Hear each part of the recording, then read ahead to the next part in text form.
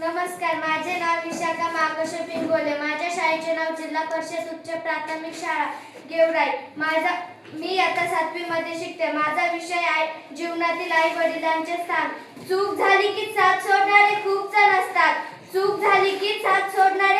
असतात. पण प्रत्येक चुका माफ करणारे फक्त आई वडीलच असतात. आयुष्याच्या प्रत्येक टप्प्यावर कित्येक नवीन नाती निर्माण होतात. आयुष्यभर सोबत राहणारा आणि टप्प्याटप्प्यावर नव्याने उलगडणारं केवळ एकच नातं असतं आणि ते म्हणजे आई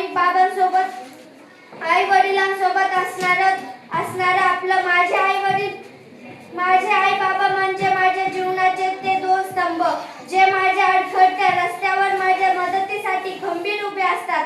जिद्द म्हणजे काय हे आई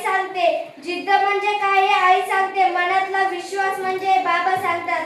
आई विना हे जग अधुरे असते. बाबा हे सारे विश्व असतात. आपल्या जन्मानंतर आपल्याशी जोडली जाणारी दोन सर्वात घट्ट नाती म्हणजेच आई बाबा. स्वतःचे डोळे मिटेपर्यंत जी प्रेम करते तिला आई म्हणतात. डोळ्यात प्रेम न दाखवता जो प्रेम करतो त्याला बाबा म्हणतात. बाबाच्या कष्टाची भाकर खूप जास्त गोड असते, कारण ते आपल्यासाठी दिवस रात्र झिजत असते. तेव्हा आपल्याला ती भाकर खायला मिळत असते.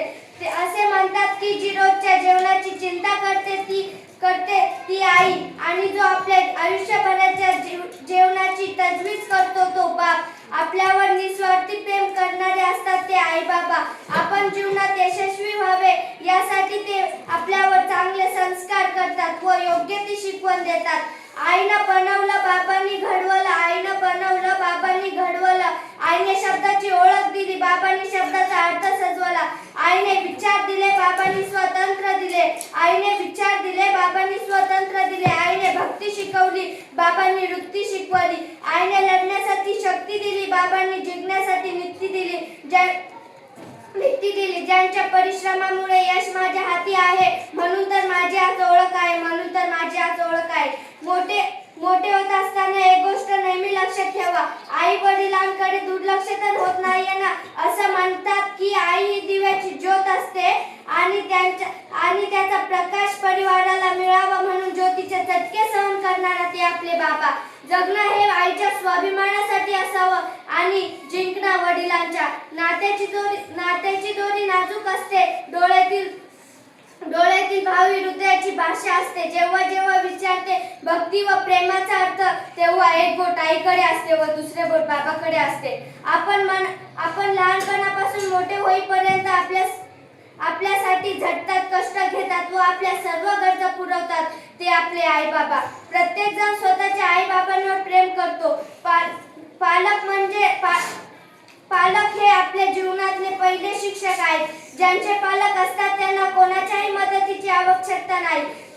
इतरांपेक्षा पालकांचे प्रेम महत्त्वाचे आहे. आई घराचं मागल्य असते तर बाबा घराचं अस्तित्व असतो. आईकडे आयुष्याचे घाटपाट असतात. बाबाकडे समयची घाट असतात. ज्योतीपेक्षा समय जास्त तापते. ठेच लागली की आईची आठवण येते.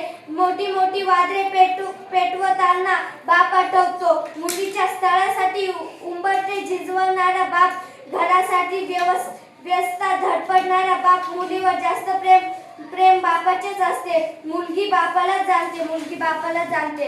आई म्हणजे हृदय, बाबा म्हणजे हृदयाचे ठोके. आई म्हणजे हृदय, बाबा म्हणजे हृदयाचे ठोके. या दोघांपैकी एक जरी नसलं ना, जगणं मात्र कठीण होऊन जातं. सगळी नाती नकली असतात. सगळी नाती नकली असतात. वेळ आली की सगळे साथ सोडतात.